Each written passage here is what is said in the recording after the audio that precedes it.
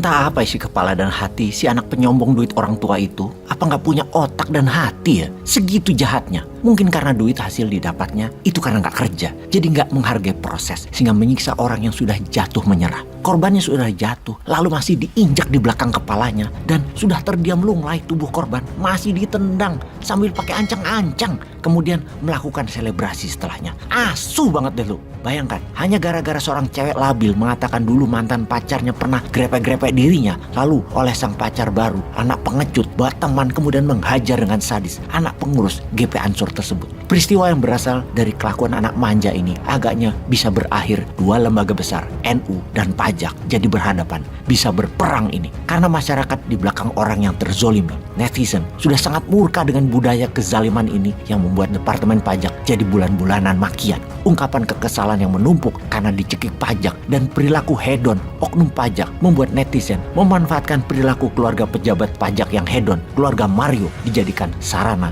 menumpahkan kekesalan. Berhari-hari sudah, namun belum turun juga trending peristiwa oknum keluarga pegawai pajak itu. Kalau kita perdalam, sesungguhnya yang jadi permasalahan bukan pembayar pajak yang saat ini karena teriak kesal. Namun sesungguhnya pemerintah dan negara lah yang harus bergerak mengawasi dan menindak oknum pajak. Karena perilaku pejabat tersebut, mereka mendiskon uang pajak masuk ke negara. Misalnya, dari uang 100 juta seseorang harus bayar pajak. Jadi, cuma 50 juta masuk ke negaranya, yang 20 juta ke kantong oknum. Bukan uang anggaran yang dimainkan, tapi uang yang belum masuk yang dimainkan. Dan ini merugikan negara yang sesungguhnya. Jadi, kalau kita rincikan peristiwa tentang kasus penganiayaan oleh Mario yang merupakan anak dari pejabat Direktoral Jenderal Pajak Rafael Alun Trisambodo terhadap anak 17 tahun, anak dari petinggi GP Ansor, kembali membangkitkan luka lama masyarakat soal kasus penyimpangan dana pajak yang dilakukan oleh Gayus Tambunan beberapa tahun ini dan banyak hal yang apa-apa dipajaki akhir-akhir ini membuat muak masyarakat.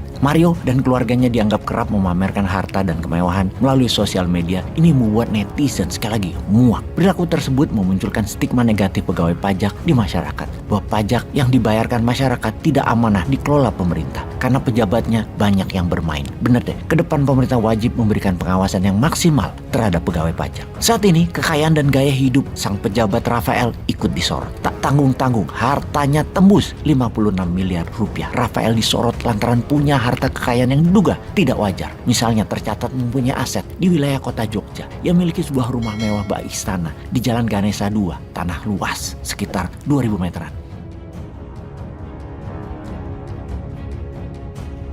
Rumah itu memang tampak mencolok dibandingkan dengan rumah warga lainnya. Dari segi ukuran pun demikian, terlihat lebih besar dan megah daripada rumah-rumah lainnya. Pagarnya tertutup rapat setinggi kurang lebih 3 meter dengan nuansa batu alam berwarna gelap dihiasi tumbuh-tumbuhan yang menjalar. Rata-rata rumah di sekitar sana adalah 300 sampai 400 meter persegi, tapi dia lebih besar. Kita kembali ke kronologi penganiayaan yang bermula tanggal 20 Februari 2023. Saat itu David dihubungi via WA oleh mantan pacarnya yang mau mengembalikan kartu pelajar. David pun Sherlock di mana dia sedang berada di rumah temannya. Kemudian ada mobil jeep hitam yang sudah menunggu di depan. Ada 4 orang di dalam mobil tersebut. Kemudian korban dianiaya di sebuah gang kosong dengan sadis. Diinjak di leher, ditendang di kepala. Dan ya seperti kita semua tahu, selebrasi dengan bangga menghajar orang yang tidak berdaya. Banci banget dah.